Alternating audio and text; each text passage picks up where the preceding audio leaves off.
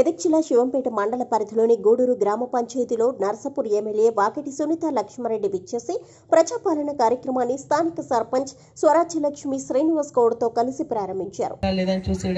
దీంట్లో ఏంటంటే ration card compulsory అయిపోతుంది కాబట్టి రేషన్ కార్డు కూడా దరఖాస్తులు తీసుకోవాల్సినటువంటి అవసరం ఉంది.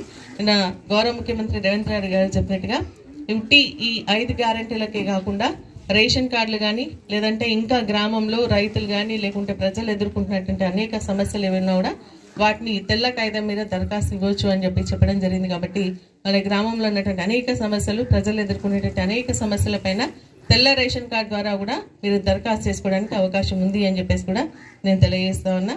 మరి అదేవిధంగా ఈరోజు ఏంటంటే ప్రభుత్వం అంటే ఆ రోజు ఎన్నికల సమయంలో పిసిసి ప్రెసిడెంట్ ఉన్నటువంటి రేవంత్ రెడ్డి గారు ఇవన్నీ కూడా హామీ ఇవ్వడం జరిగింది. మరి రైతులకు రైతు భరోసా కార్యక్రమం కానీ అంటే మనం ఇంతకుముందు రైతు బంధు అంటుంటే ఇప్పుడు రైతు భరోసా అంటున్నారు.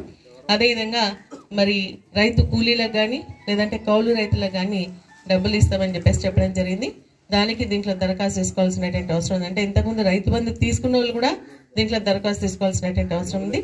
అదేవిధంగా మహాలక్ష్మి పథకం కింద మరి ఈరోజు బస్సులలో మహిళలకు ఫ్రీగా మరి ప్రయాణం చేసేటువంటి అవకాశం లభిస్తుంది. దాంట్లో ఇంకా మహాలక్ష్మి పథకంలో ఇంకా 2 ఉన్నాయి. దాంట్లో అదేంటంటే మరి 500 రూపాయలకే గ్యాస్ అదేవిధంగా గృహలక్ష్మి ఏంటది గృహజ్యోతి అనేది కరెంటు గ్యాస్ 500కి ఇవ్వడము, మహాలక్ష్మి పథకంలోనే ఒక భాగం గ్యాస్ 500 రూపాయలకి ఇవ్వడము, తర్వాత 2500 రూపాయలు ప్రతి మహిళకి ఇస్తామని చెప్పడం జరిగింది.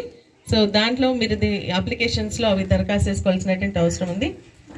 నేను అనుకుంటున్నాను ఏంటంటే మరి ఇంట్లో ఒక రేషన్ కార్డుకి ఒకటే ఉంది, కానీ ఇంట్లో 2-3 మహిళలు ఉంటారు కాబట్టి దాంట్లో మరి రేషన్ కార్డు ఫామ్లో ఉన్నట్టుగా ముందు ఎంతమంది మహిళలు ఉంటే ఫామ్లో 2-3 మహిళలు ఉంటే ఆ 3 మహిళలకు కూడా ఇవ్వాల్సినటువంటి అవసరం ఉంది. దాంట్లో ప్రభుత్వం అది గమనించుకోవాల్సిందిగా నేను కోరుతా ఉన్నా. ఎందుకంటే ఇక్కడ 2-3 కుటుంబ సభ్యులు 2-3 ఉంటే ఆడవాళ్ళు వాళ్ళందరికీ ఇవ్వాలి, కానీ ఇక్కడ దరఖాస్తులు ఏంటంటే ఒకటే ఉంది. సో ఎంతమంది ఉంటే అంతమందికి ఇవ్వాల్సిందిగా నేను కోరుతా ఉన్నా.